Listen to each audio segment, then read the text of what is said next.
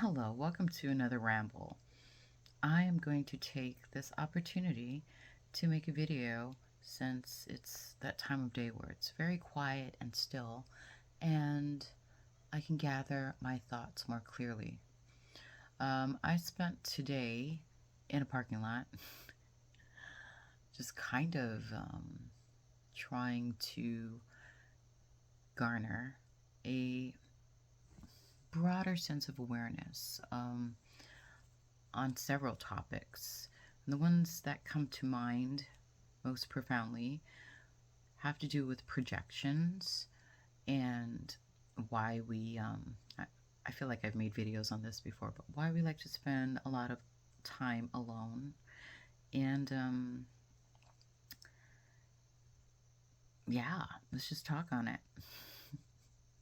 So, as an INFJ, I think you will agree that you probably don't have the typical, I want to say, secure social structure that most people around you have. Like, I don't know. I mean, I don't have a tight knit family group, nor do I have a tight knit circle of friends that I regularly consult or socialize with. I spend a lot of time by myself. Um, I think when I was younger, this bothered me quite a bit, and it made me feel kind of like out of place and like I was an outcast, kind of, sort of. But as I get older, I realize how precious that is, you know? Because I feel like when you allow yourself to spend an obscene amount of time with yourself, you become very clear on who you are and um, how you operate, and your level of awareness expands, because you're not being, your judgment isn't being clouded by um, the mental atmosphere of the people around you. Think about it. Yeah, okay, so it's lonely. Initially, yeah, it's lonely, but overall, if you were to look at it from a larger perspective or from a more expansive lens, it just makes sense, you know? Um, yeah, I mean, if I didn't have the opportunity to have all this alone time, would I know myself the way I do now? Would I be as aware? Would I be able to, like, dive deeply into topics or um, subjects that really, really help me to understand the inner workings of the human psyche? Probably not, you know? And not only that, when you're like immersed in, like, I want to say a hive mentality, and what I mean by hive mentality is like, like people who have tight knit family structures or tight knit friend groups, I just feel like you get like influenced by all these mental constructs that may not even be your own. They're just projections of other people's experiences based on their inner atmosphere, right? And so your perception gets clouded. You know what I mean? It's kind of the analogy that comes to mind when I talk about this is like a clear glass that's filled with clear water. That's a representation of you being by yourself, you know? Things become very clear, you know? But when you were to like maybe interact with others and say they have like, I don't know, different different elements, and then they pour it into your cup, like say like, somebody has like mud or something and they pour it in your cup, it gets really cloudy and then it kind of like clouds your vision and you can't really see things as clearly, you know what I'm saying? um by the way, I just have to forewarn you, this video is probably going to go all over the place, but I'm going to kind of try to keep it in line with the subject of projections. I've been like thinking about this most recently, And I've noted that a lot of people project their reality onto the screen of life. And a lot of people have tendencies to project their shit onto you. And a lot of times it has nothing to do with you.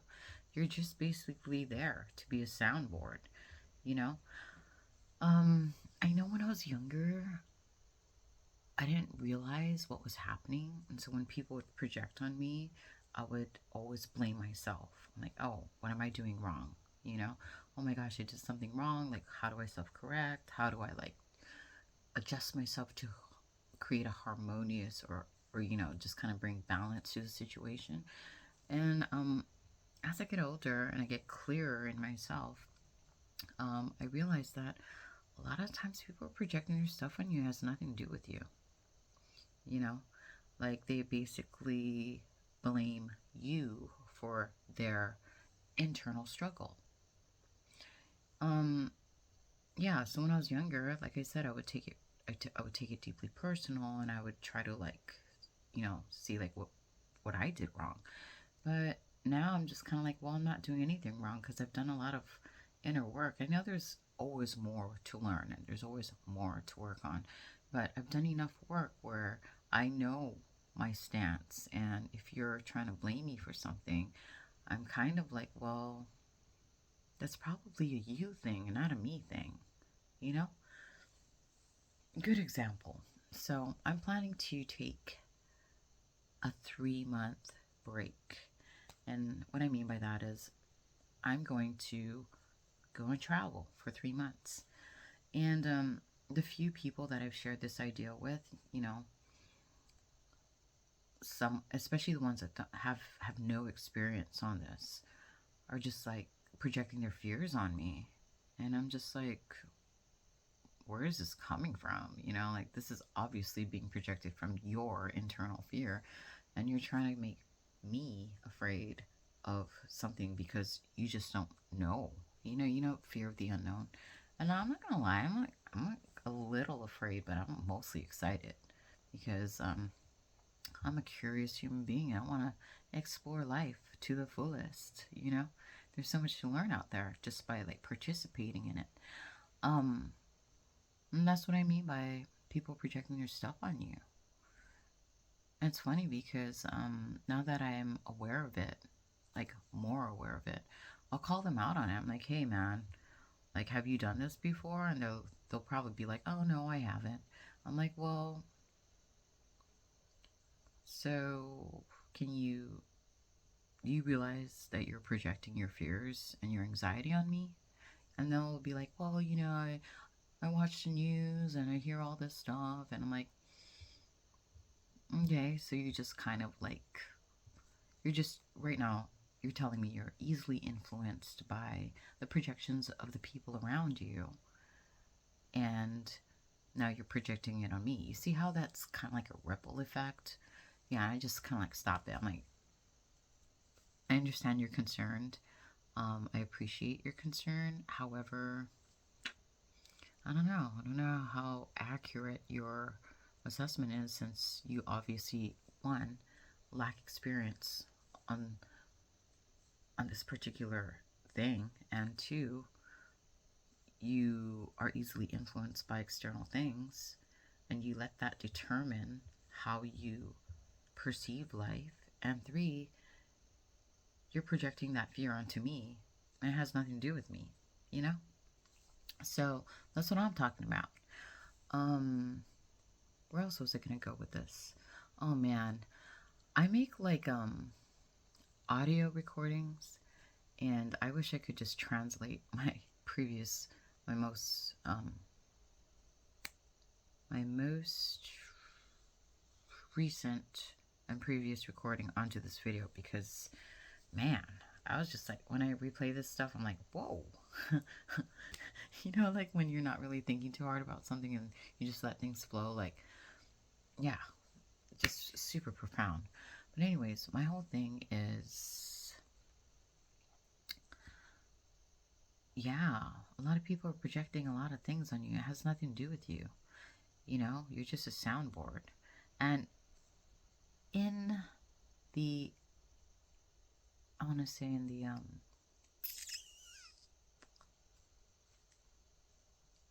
opposite way. I don't know how else. Nothing's coming to mind. Say, how do you know the difference? Okay, this is what I'm trying to get to. How do you know the difference between whether you are projecting something onto someone or vice versa? Okay, so you know that you're projecting something onto someone when you're blaming them. Wrap your mind around that. Let me give you an example. So, if I was projecting something onto you, I would blame you for my emotional state. For instance, like I don't know, you probably have encountered this. People doing it to you or vice versa. Like, say somebody makes you feel mad, makes makes you feel mad. You know, are they really making you feel mad, or are they just a soundboard to show you something within you that you haven't quite resolved yet, something that you're not aware of? Because if you think about it, really, you, you are the the you are the generator of the feeling. You know, they're not generating it for you. They're just kind of activating it or triggering it. And it's probably something you haven't resolved in yourself, especially if it triggers anxiety, fear, worry, despair, sadness, um, irritation, whatever. Any type of negative emotion, it's being generated within you. So it's not the other person doing it to you. They're just kind of like triggering something in you that you haven't resolved. And it probably, if it feels bad, it's not bad per se. It's just kind of helping you to open your awareness to what is unresolved within yourself so that you can give it attention and so that you can transmute it or make or integrate it within you so it just isn't triggered anymore, you know? So that's why, like, when I encounter people, and that's why it's kind of important to some degree to socialize, to have people. Sorry, I have hair on my face.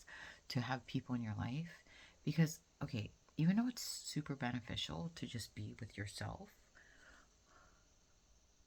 you kind of need to expose yourself to other people so that they can trigger you, so that you can realize and become aware of things within you that you still haven't really made peace with, you know? Because, yeah, it's really peaceful when you're by yourself because there's no one around you to trigger you. But when you go out in the world and people trigger you, that kind of shows you parts of yourself that you still need to make peace with, you know?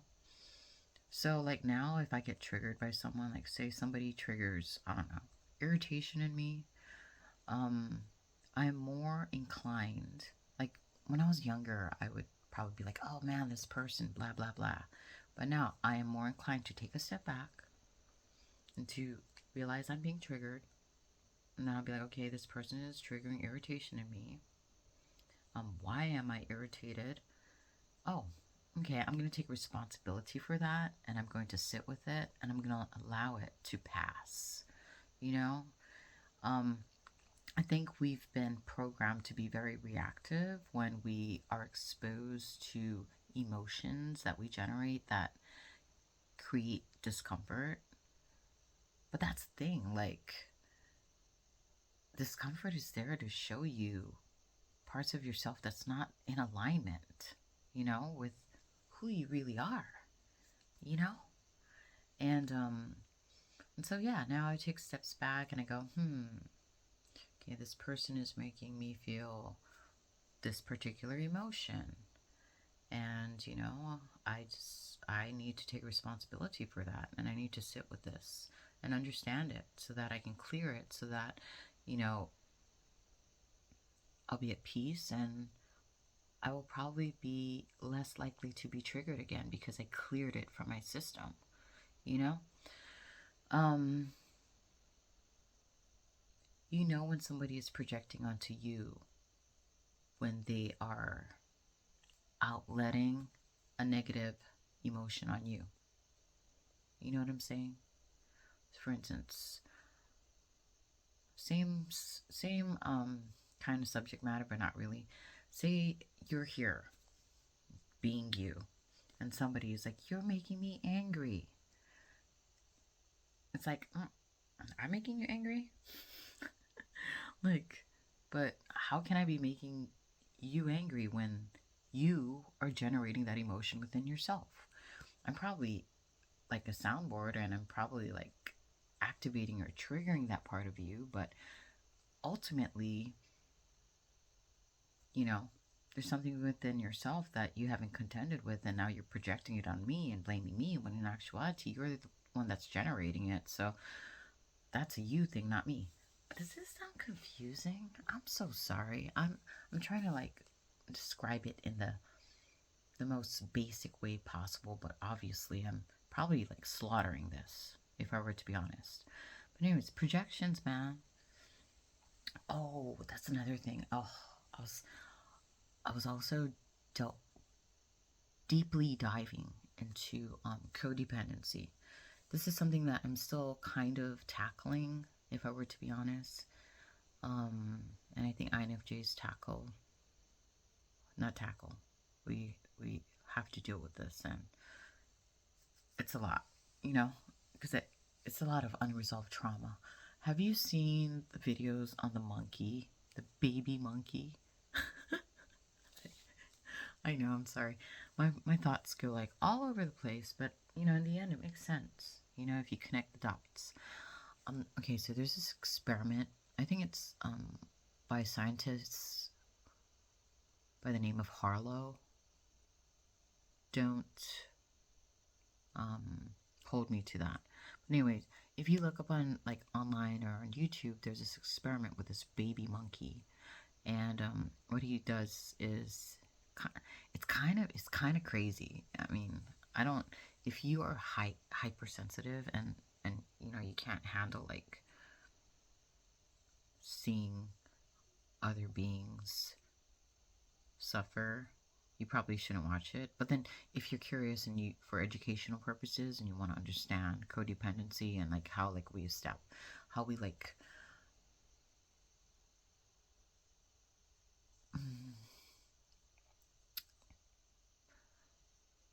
how do I say this? Like emotional neglect as a child. So it's basically subject matter that you can watch in order to understand the trauma that you probably have. You know, emotional neglect, because I feel like we were emotionally neglected as children. There's these monkey experiments. These baby monkeys are like test subjects, and he puts like a wire mom that has like the food, and then there's another mom that basically just has a towel on it, and the baby monkey would spend less than an hour going to the wire monkey that provided like you know physical needs like food and stuff, and then he would spend like 18 hours on the cloth monkey that wasn't, I don't know, whatever. So my whole thing is we are looking for comfort that we never received as children, and that kind of plays into our codependency. That's why we're always people pleasing, because we're looking for someone to like give us that comfort and care that we never got as children. The thing is, we're adults, right? So now we have to take a different stance. Instead of looking externally for this comfort, we need to generate it within ourselves. You know, we need to be we need to co-parent ourselves, you know, and not expect someone else to fulfill that duty or that responsibility outside of ourselves. And if you think about it, other people are trying to like trying their best to survive and thrive, let alone take take responsibility for the emotional well-being of someone else. That's a lot to take on. That's a lot to put on someone else. So, as an adult, if you're aware of this, then you can take your power back and generate the love and care and support and comfort that you never received as a child and give it to yourself, And then also, like, once you become like steadfast in yourself, then you can teach other people that's the same methodology, and then we all become autonomous human beings helping each other and collaborating, cooperating to create a better world. By the way, better world, does that even exist? I was thinking about this too. It's like, I feel like there's people who have, okay, if you think of everyone as like a beacon of energy in this dimension, you have creators, you have destroyers, you have people who, generate peace, others that generate the opposite of peace, chaos. And come on, guys, we're living in a dualistic dimension, the yin and yang, the dark and light.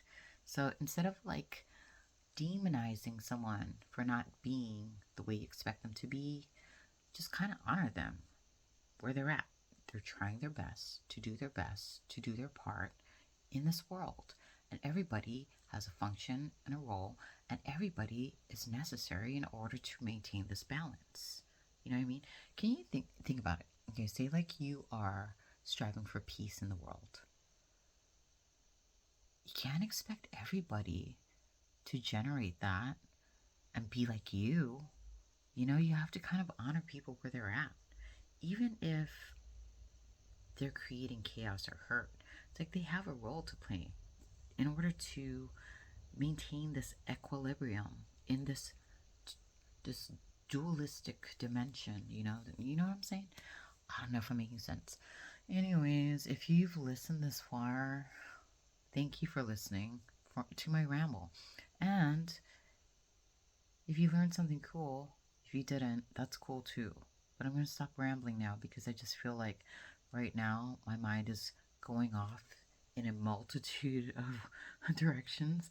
And I just feel like I could ramble on about a lot of things and it won't stop. And I'm at like 22 minutes, even though it feels like I've only talked for 5.